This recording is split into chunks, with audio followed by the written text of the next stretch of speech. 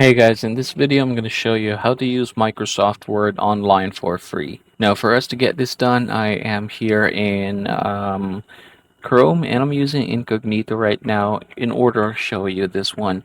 So what we're going to do is head over to word.cloud.microsoft. You can go ahead and click the enter button right here and it's going to redirect you to this one.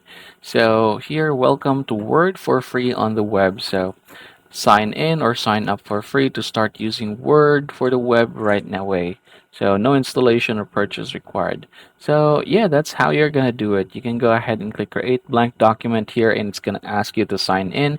Of course, if you already have Microsoft, again, there is not really a need for you to basically have your own paid account is what I'm trying to say. So in my case, I'm just gonna go ahead and try to sign in. And yeah, just something like that. You're able to get in here right now. You can go ahead and basically see that I don't have Microsoft as of the moment.